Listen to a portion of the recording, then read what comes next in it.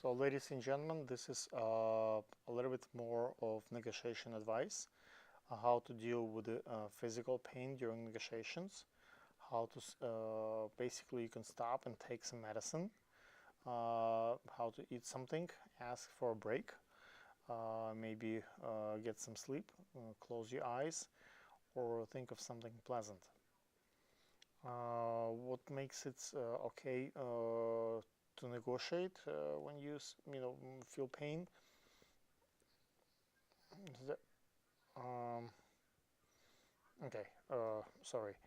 What makeup is okay for negotiations?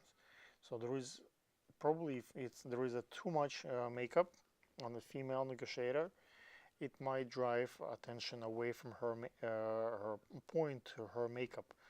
The other party would look how the makeup is done rather than listening to the point that she is trying to make. Uh, it might make you a less stronger negotiator and end up with a worse offer. So it's important not to have your makeup to ruin the deal. So it's if it's not enough, people or the other party would think of oh, the person doesn't have enough lipstick or makeup, and might consider that also as a weakness. If you don't pay attention, if you don't do a lot of hairstyling and makeup to look proper, so you might not be really offering a great deal. So they judge by the way you look on your negotiation kind of tactics. I would say everything is good in moderation. So your attention to makeup can be extrapolated to a deal. Too much perfume versus non-perfume. People judge others in many ways based on smell, and proper perfume can kill negotiator and let them go on. So expression of that deal does not really smell right. Might come from that original issue. So the deal has to smell good. Okay, if the deal smell doesn't, it's unconscious level, but it might end up with more meetings and more concessions. And if the other party smells really good, and if it doesn't smell well, there might be no more meetings and negotiation can stop. So it's really important to have a proper, nice smell at the negotiations. People subconsciously pay attention to smell quite well. And someone who smells really really good can stand their ground well, so the smell is kind of really affect the negotiation on subconscious level.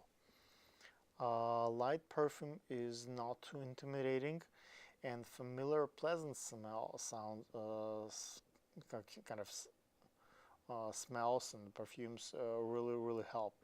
People might have allergies, so they do not recommend to keep flowers with a strong smell in a small room. So it has to be a kind of either bigger room or not that much smell. It's also possible to change smell at negotiation. Some party prefer strong male perfume, some party prefer female smell.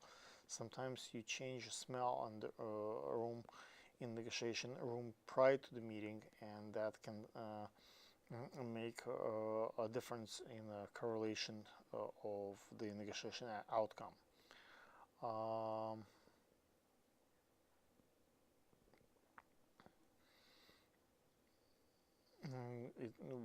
Sometimes a smell might work one day but might not work next day. So it's really important to be able to change the smell of the room during a negotiation process. What happens if you fart at the negotiation? It's not okay and pretend it's nothing happened. The best course of action is to apologize. It might happen to anybody. Ask the party to step out from negotiation table if you can hold it before you do that such thing, and you can ventilate the premises, perfume it, and get back. And as always, don't act like nothing happens, because the other party will still remember that something happened. Also, bathroom breaks at negotiation tables are important.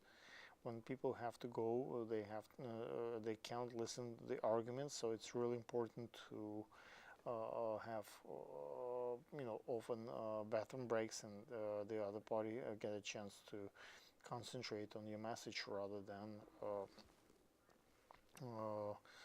holding up and all they think about is when the time is to go to a bathroom break. A lot of people would not sign the deal when they're not fully comfortable, so it's really important to have them relax and allow those bathroom breaks. So what's important, to come too early to negotiation table or too late? How those affect negotiations. So if it's important kind of to come on time and be prepared, so you can use extra time to get ready.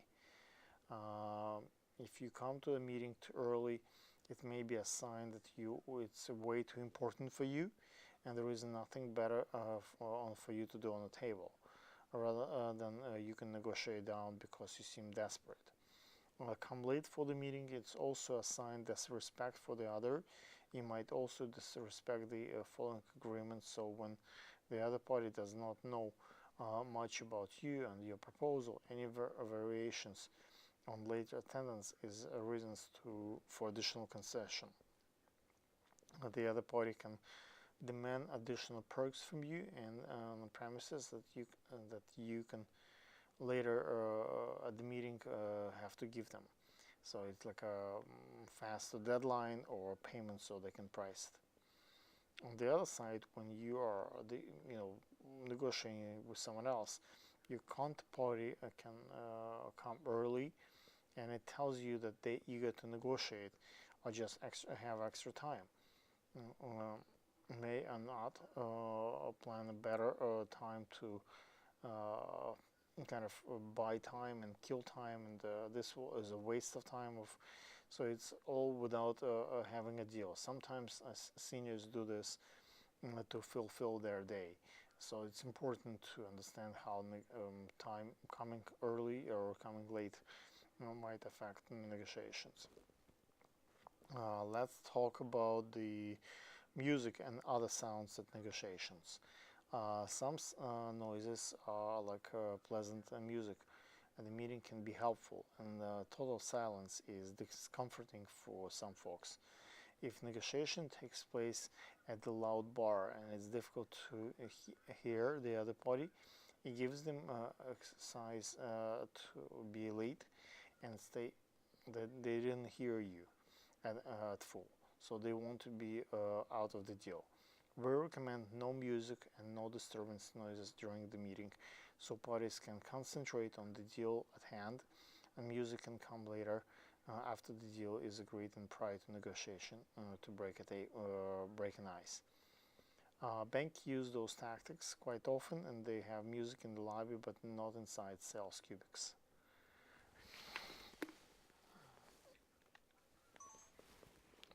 Cut.